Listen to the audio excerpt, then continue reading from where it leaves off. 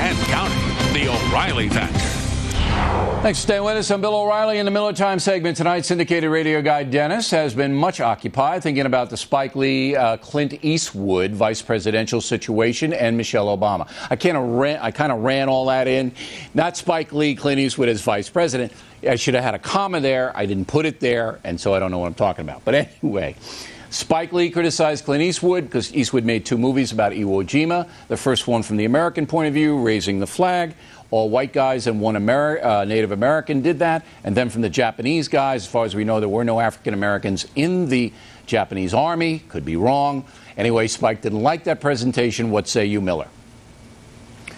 Well, I long for the old days, Bill, when somebody would say that somebody should shut their mouth and the other guy would say, why don't you shut it for me, instead of pulling the plantation card. That is unbelievable to me. You know, when I was in Hawaii, I wanted to taste some pineapple. So I went up to the Dole estate. The tram driver giving us the tour did not pull the word plantation out as quickly as Spike Lee did there. It's a little silly. I think Clint always goes for accuracy, and he's a stand-up guy. He did all right by Charlie Parker. I think it was historically accurate. I remember back when he did Play Misty for me, that Roberta Flack song was stuck on the shelf for years. Clint's always had a liking for jazz and that. I just don't get this supposed animus towards the black community. Let me explain it to you. It's a Spike Lee publicity stunt.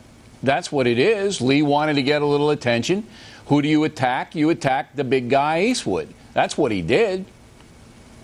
Well, listen, let's put it this way. Clint wins here because he's an infinitely better filmmaker. You know, Spike probably spending too much time focusing on this and, you know, waving the towel at Reggie Miller and the Lakers, and probably spent a little more time in the films. The films haven't been what they used to be. Clint makes a really solid film. Spike's kind of, you know, his better days are by him. Okay. Now, I agree with you that bringing out the racial thing against Eastwood was absolutely unfair.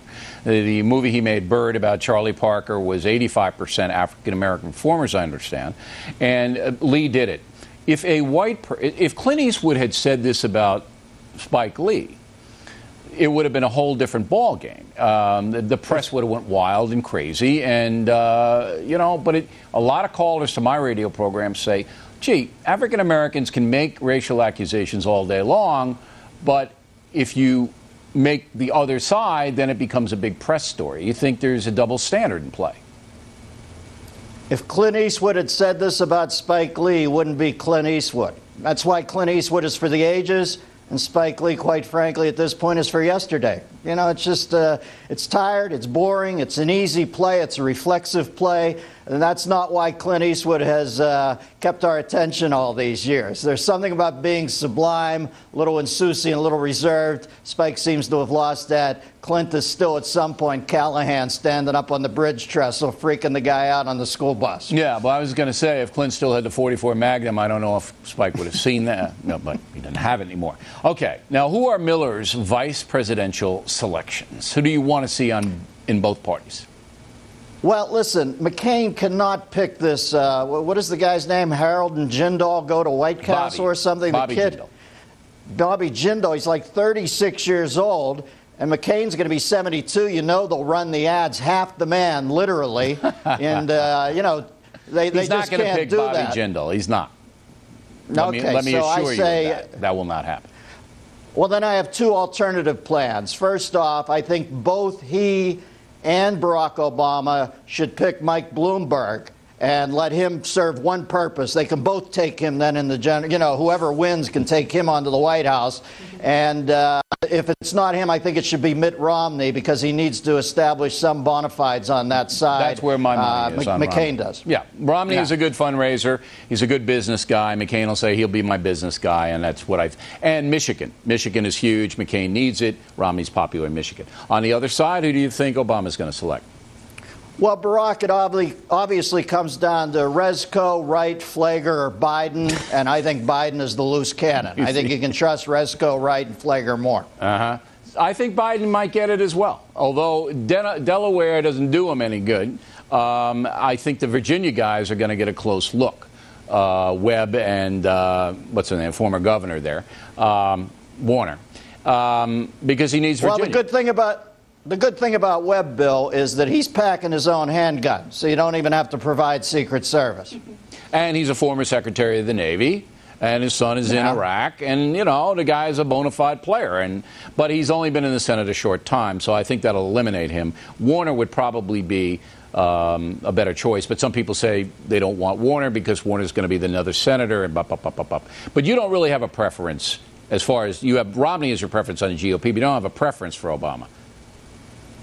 No, listen, I think Barack Obama is going to have some difficulties moving into the fall. I think people are going to say, wait a second, if the world is this screwed up as everybody's telling me, is a 46-year-old first-time senator really going to change it overnight? Yeah. How screwed up could it be? You know what I mean? He's a relative kid politically. Well, my favorite for the Democratic, I want Jennifer Aniston to be on the ticket with Barack Obama, just for selfish reasons.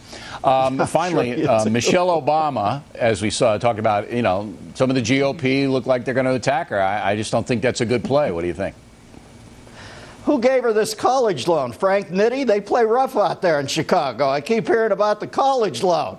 Take it easy. We all got loans. All I know is this. If everything's off limits with Barack Obama, that's going to end up costing him. If Flager and this Weather Underground guy, who I happen to think means nothing, but Flager, Wright, Rezko, Michelle, his liberal voting record. The problem with Barack is if it's all off record, if nothing is assailable, he does have problems then, because I know America's going to start saying that's the NBC News philosophy. It's all off. You can't talk about anything. But right here, we're going to give it a good play on the issues. But I don't think Michelle Obama should be dragged into this unless she does something. Unless she does something. No, but if people notice she's not happy, that's going to hurt him. If people notice she's perpetually not happy, that's going to hurt him. And if she punches me or something, it'll probably be a big story. But that'd probably get her. That'll help him. Yeah, that'll help him. Dennis Miller, everybody, saving the world one factor at a time. Police in the Net on deck tonight, starring Paula Jones and Jennifer Flowers. Uh-oh.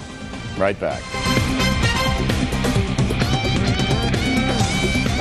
Prime time tomorrow, the Oklahoma double homicide. We're looking for two different weapons. Could there be more than one assailant involved? And what was the motive? Greta has the latest details on the record. Boston Market's got these